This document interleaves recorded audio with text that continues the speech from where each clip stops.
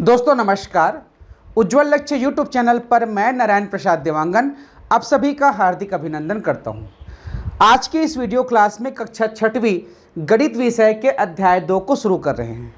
अध्याय 2 में क्या है आप देख सकते हैं, पूर्ण संख्या एवं पूर्ण संख्या पर संक्रियाएं, जिसे इंग्लिश में कहा जाता है whole number and operation with whole number.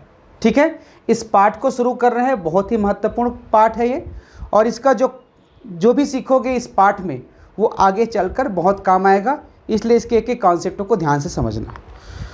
तो हम शुरुआत करते हैं कि पूर्ण संख्या क्या होता है। हम डायरेक्ट शुरुआत करेंगे पूर्ण संख्या क्या है, तो कहीं ना कहीं एक कन्फ्यूजन हो जाता है कि ये नया नाम क्या है। तो आपने देखा होगा जब हमने इसका पहला पाठ पढ़ा, आप पुस्तक को रिवाइज करके देख सकते हो, पहले पाठ को भी एक बार देख सकते हो। उसमें पहला पाठ है प्राकृत संख्या।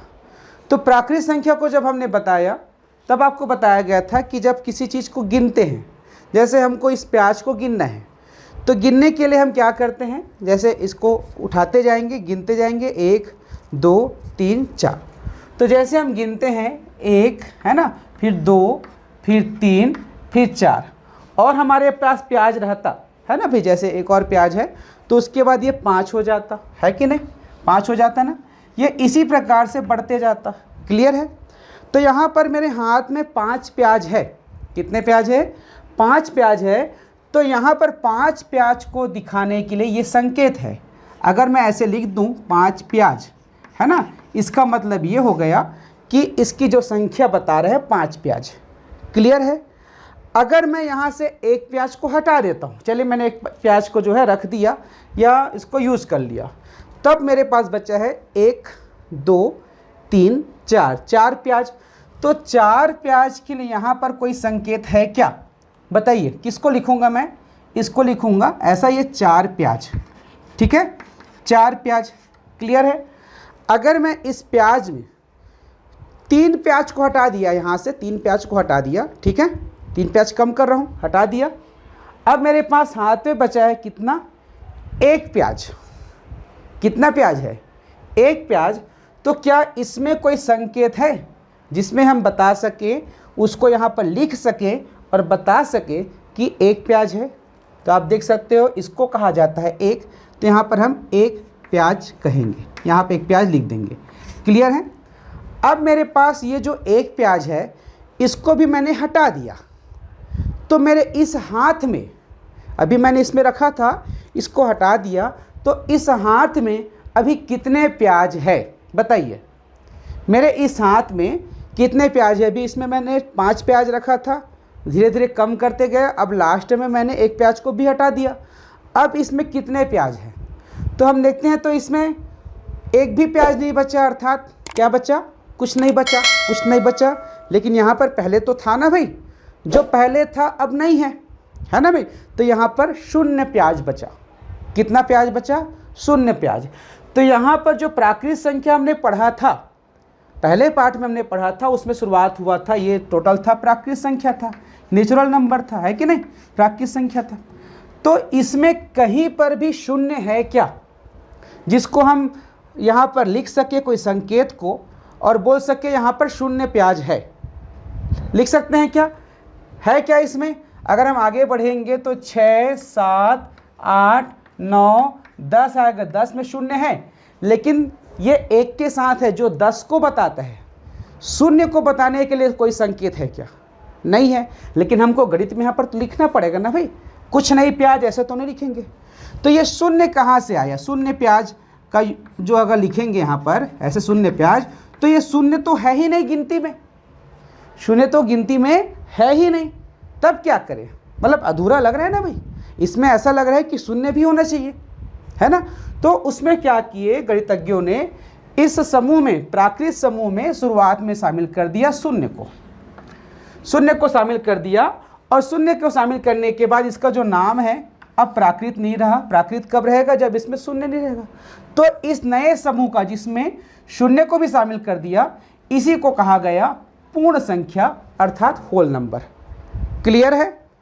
प्राकृत संख्या में, जो प्राकृत संख्या का समूह था, उसमें सामने में 0 लगा दिया। क्यों लगाया? समझ में आ गया। इस प्रकार से परिस्थिति आती है जिसमें हमको 0 को दिखाना पड़ता है, तो वहाँ पर जो है इस समूह में शून्य को शामिल कर दिया, तो ये जो नया समूह बना जिसकी शुरुआत शून्य से हो रहा है, फिर 1 2 3 4 ऐसे बढ़ते जा रहा है, तो इस पूरे समूह को कहा गया पूर्ण संख्या।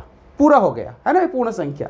और पूर्ण संख्या को कहा जाता है इंग्लिश में होल नंबर। क्या कहा जाता है? होल नंबर, जिसका स्टार्टिंग लेटर आप देख सकते हो W है। तो पूर्ण संख्या को W से दर्शाया जाता है, जैसे कि प्राकृतिक संख्या को n से दर्शाया जाता है, क्योंकि उसको नेचुरल नंबर कहा जाता है ना भी, जहाँ n रहता है उसका मतलब प्राकृतिक संख्या। अब होल संख्या को, होल नंबर को जो है W से दर्शाया जाता है, तो W बराबर 0 1 2 3 4 5 6 7 8 9 10 ऐसे बढ़ते जाएगा। तो अभी तो हमने समझा कि वास्तव में पूर्ण संख्या अर्थात होल नंबर क्या है। अब पूर्ण संख्या की कुछ क्वालिटी है, कुछ गुण है, उसको भी इसी वीडियो में समझते हैं, बने रहिएगा। दोस्तों अब हम जो है संख्या रेखा पर पूर्ण संख्या को दर्शाना सीखेंगे। ये बहुत महत्वपूर्ण है, इसको समझना जरूरी है, क्योंकि इसी के बाद इसी से जुड़े हुए बहुत सारे गणित के प्रश्न आपको हल करना है। तो सबसे पहले हम समझते हैं कि संख्या रेखा होता क्या है और इसमें हम किस प्रकार से पूर्ण संख्या को दर्शाएंगे। संख्या रेखा बनाने के लिए आपको एक सीधी लाइन खींचना होगा अपनी कॉपी में, और लाइन खींचने के पश्चात दोनों ओर जो है इस प्रकार से आपको एरो का निशान देना है। ठीक है, एरो का निशान यह कहता है कि ये लाइन जो है यहाँ पर समाप्त नहीं होता, ये इस दिशा में बढ़ सकता है क्योंकि इधर एरो का चिन्ह है, और इस दिशा में भी बढ़ेगा। ठीक है, तीर का निशान है, अर्थात ये इस तरफ बढ़ते जाएगा। हमारा जो ब्लैक बोर्ड है उसकी जो साइज जितनी बढ़े तो हमने इतना खींचा, आपका जितना कॉपी की चौड़ाई है उतना ही खींचोगे, लेकिन यहाँ पर आप क्या लगाओगे? एरो का निशान लगाओगे। ठीक है, अब उसके बाद यहाँ पर आपको शुरुआत करना है, यहाँ पर लिखना है 0 लिखना है। अब उसके पश्चात क्या करना है? यहाँ से लेके यहाँ तक हम एक पॉइंट बना दिए और इसको कर दिए हमने 1। अब ये जितना गैप है, आपने जितना गैपिंग दिया है ना, तो उतने ही गैपिंग में और पॉइंट बनाइए इस प्रकार से। यहाँ पर लिखिए 2, फिर पॉइंट बनाइए 3। ठीक है, ऐसे आपको बनाते जाना है। ठीक है, तो चलिए बना देते हैं। ये 4, ये 5, ये 6, ये 7, ये 8। तो यहाँ पर देख सकते हो हमने इस संख्या रेखा में पॉइंट बनाया और शुरुआत किया हमने 0 से, क्योंकि पूर्ण संख्या जो है शुरुआत होता है 0 से होता है। अब 0 1 2 3 4 5 6 7 8 और उसके बाद इस प्रकार से डैश डैश डैश करते जाएंगे। इसका मतलब ये जैसे जैसे हम लाइन को आगे बढ़ाते जाएंगे, रेखा को आगे बढ़ाते जाएंगे, इसमें और नंबर डाल सकते हैं। अब यहाँ पर जो दूसरी और महत्वपूर्ण चीज़ होता है, इसके साइड को समझना, किसके किस साइड को हम लेफ्ट साइड बोले और किसको राइट साइड बोले। अगर हम ऐसे खड़े होते हैं, मैंने आपके सामने इस प्रकार से खड़ा हो गया, तो ये मेरा लेफ्ट साइड होगा, ये मेरा राइट साइड होगा। तो ऐसे इसको नहीं पढ़ना है, इसको जब साइड को पढ़ना होगा तो आपका जो फेस होता है ये इस प्रकार से होता है कॉपी के सामने, जैसे मेरा अभी ब्लैक बोर्ड के सामने है ना भाई। तो मेरा जो राइट साइड है यही इसका राइट साइड है। ठीक है, राइट साइड है अर्थात क्या होगा? दायां पक्ष होगा। ठीक है, अब उसके बाद मेरा जो लेफ्ट साइड है इस प्रकार से पोजीशन में है ना, तो ये लेफ्ट साइड होगा और ये होगा बायां पक्ष। लेफ्ट को बोला जाता है बायां। क्लियर है? ये बहुत ज़रूरी है, क्योंकि कई विद्यार्थी जो है दायां और बायां में कन्फ्यूजन रहते हैं कि किस तरफ को हम दायां बोलेंगे, किस तरफ को हम बायां बोलेंगे। अगर ऐसे करके आप बनाओगे, अगर ऐसे मैं समझाऊंगा, तो ये मेरा लेफ्ट साइड होगा, तो देखो उल्टा हो गया। तो पोजीशन आपका इम्पॉर्टेंट है कि आप किस दिशा में खड़े होते हो। हम ऐसे पढ़ेंगे, कॉपी पढ़ते हैं, कॉपी में लिखते हैं या पुस्तक को पढ़ते हैं, तो हमारे सामने इसी प्रकार से रहता है, देख सकते हो। तो ये हमारा राइट साइड है, इस तरफ राइट साइड होगा, इस तरफ लेफ्ट साइड होगा। अब कोई कन्फ्यूजन नहीं है। अब इसकी क्वालिटी देख सकते हो कि यहाँ पर देख सकते हो ये शुरुआत हुआ है 0 से, क्योंकि होल नंबर अर्थात पूर्ण संख्या जो है 0 से शुरुआत होता है। 0 के बाद 1 2 3 4 5। अब इसमें आप देखकर बताओ कि सबसे छोटा जो पूर्ण संख्या है कौन सा होगा? सबसे छोटा पूर्ण संख्या कौन सा होगा? आप देख सकते हैं सबसे छोटा पूर्ण संख्या कौन सा है? 0 है। तो आपके पास प्रश्न आएगा, है ना भाई, सबसे छोटी पूर्ण संख्या कौन सी है? तो आपको बताना पड़ेगा कि सबसे छोटी पूर्ण संख्या 0 है। अब जो है आप देख सकते हैं कि हम यदि इस तरफ से दाएं साइड बढ़ते हैं अर्थात धीरे धीरे राइट तरफ बढ़ते हैं तो 0 से बड़ा 1, 1 से बड़ा 2, 2 से बड़ा 3, 3 से बड़ा 4, 4 से बड़ा 5, 5 से बड़ा 6, ऐसे धीरे धीरे बढ़ते जा रहे हैं। अर्थात जब हम लेफ्ट साइड से राइट साइड की ओर बढ़ते हैं तो संख्या का जो मान है बढ़ते जाता है। ठीक है, अगर इस तरफ बढ़ते हैं तो क्या हो जाएगा, बढ़ते जाएगा। ठीक है, ध्यान रखना, बढ़ते जाएगा। अब अगर हम इस तरफ से इस तरफ आते हैं अर्थात राइट से लेफ्ट आते हैं, ऐसे आते हैं, तो आप देखते हैं क्या होता है, 8 से छोटा 7, 7 से छोटा 6, 6 से छोटा 5, 4, 3, 2, 1, 0। तो यहाँ पर ये जो है घटते जाता है। ये संख्या रेखा का गुण है कि अगर हम लेफ्ट से राइट की ओर बढ़ेंगे तो संख्या का मान धीरे धीरे बढ़ते जाएगा, और राइट से लेफ्ट की ओर आएंगे तो इसका मान क्या होते जाएगा, धीरे धीरे कम होते जाएगा। और हमने जब प्राकृत संख्या पढ़ा था उसमें ये देखा था कि किसी भी प्राकृत संख्या में, जैसे कि हम 5 हमारे पास है, उसमें यदि हम 1 जोड़ देंगे तो अगली प्राकृत संख्या मिलता है कि नहीं।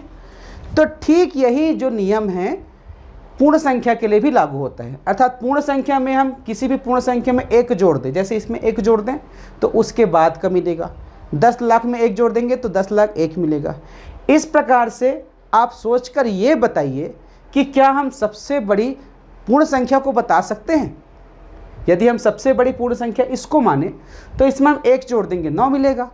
यदि हम सबसे बड़ी पूर्ण संख्या 100 को माने, मान लीजिए हम 100 मान लिए, तो क्या होगा, 100 में 1 जोड़ देंगे तो 101 मिलेगा, जो कि इससे बड़ा होगा। अब 10 करोड़ भी मान लो, उसमें 1 जोड़ दो, 10 करोड़ 1 मिलेगा। तो बताइए कि क्या सबसे बड़ी पूर्ण संख्या हम बता सकते हैं। बताइए, सबसे बड़ी पूर्ण संख्या बता सकते हैं क्या। हम सबसे बड़ी पूर्ण संख्या नहीं बता सकते हैं, क्योंकि सबसे बड़ी पूर्ण संख्या ज्ञात ही नहीं किया जा सकता। जिस भी संख्या को हम सोचेंगे उसमें यदि हम 1 जोड़ देंगे तो उससे बड़ा संख्या मिल जाएगा। ठीक है, तो दोस्तों हमने इस पार्ट में पूर्ण संख्या और संख्या रेखा का कॉन्सेप्ट समझा। इसका अगला जो भाग है उसमें हम जानेंगे कि किस प्रकार से संख्या रेखा में पूर्ण संख्याओं को जोड़ा जाता है, घटाया जाता है, गुणा किया जाता है और भाग किया जाता है। बहुत ही बारीकी से अगले वीडियो में बताया जाएगा, उसको भी अवश्य देखिएगा। वीडियो को लाइक करके ही जाइएगा। नमस्कार।